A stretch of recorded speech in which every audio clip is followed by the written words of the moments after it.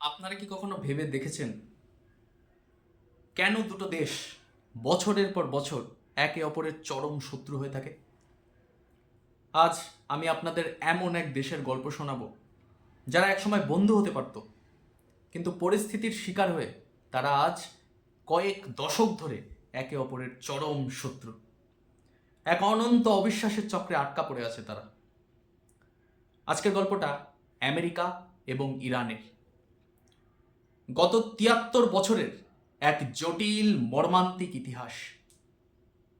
নমস্কার, আমি প্রদীপ্ত। খবর ও কথা চ্যানেলে আপনাদের সবাইকে জানাই স্বাগত। গল্পটা শুরু করি ১৯৫০-এর দশকের তেহরান থেকে। কল্পনা করুন, আজকের আধুনিক ইরানের থেকে সেটা ছিল একদমই ভিন্ন।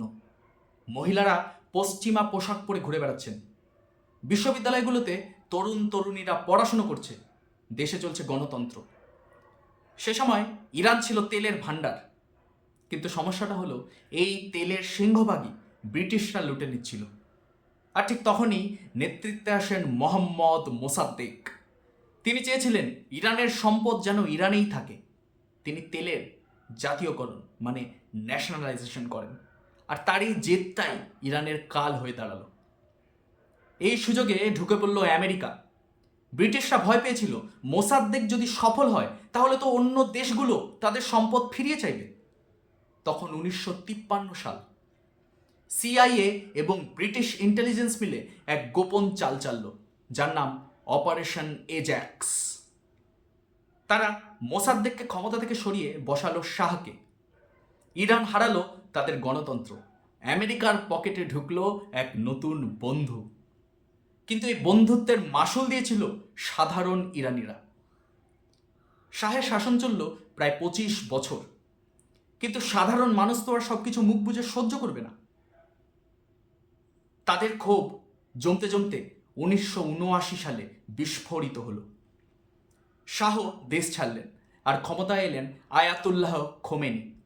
সেই উত্তাল সময় ইরানিরা ঢুকে পড়ল মার্কিন দূতাবাসে।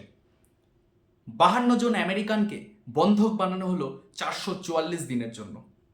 এই ঘটনার পর থেকেই শুরু হলো দুই দেশের মধ্যে এক চিরস্থায়ী শত্রুতা। এবার শুরু হলো ইরান ইরাক যুদ্ধ। আমেরিকা কি করলো জানেন?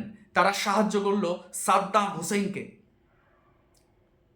স্যাটেলাইট ইন্টেলিজেন্স থেকে শুরু করে রাসায়নিক অস্ত্রের ব্যবহার, সব কিছুতেই আমেরিকা এক প্রকার চোখ বন্ধ করে রেখেছিল শুধুমাত্র ইরানকে আটকানোর জন্য। এরপর এলো পারমাণবিক ইস্যু। ইরান বলছে এটা আমাদের জ্বালানির অধিকার, কিন্তু আমেরিকা বলছে তোমাদের হাতে বোমা মানেই মধ্যপ্রাচ্য শেষ। ২০১৫ সালে ওবামা একটা চুক্তি করলেন, কিন্তু ট্রাম্প এসে তা ছিঁড়ে ফেলে দিলেন। ফের শুরু হলো নিষেধাজ্ঞা, ফের ডুবল ইরানের অর্থনীতি।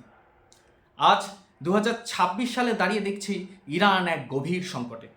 আকাশ ছোঁয়া দাম, বেকারত্ব আর যুদ্ধের হুমকি। আমেরিকা তাদের বিশাল সামরিক শক্তিকে নিয়ে ইরানকে নিয়ন্ত্রণে রাখতে চায়। ইরান লড়াই করছে তাদের অস্তিত্বের জন্য, কিন্তু এই সব কিছুর মাঝখানে সব থেকে বেশি কারা কষ্ট পাচ্ছে জানেন? তারা হলো সাধারণ মানুষ, যারা দুবেলা দুটি খেয়ে শান্তিতে বাঁচতে চায়। এই যুদ্ধের শেষ কোথায় আমি জানি না। জানি না কবে এই ভিশিয়াস সাইকেলটা ভাঙবে। তবে ইতিহাস আমাদের শেখায়, যেখানে অহংকার আর ক্ষমতার লড়াই বড় হয়ে দাঁড়ায়, সেখানে মানবিকতা সব সময় হেরে যায়।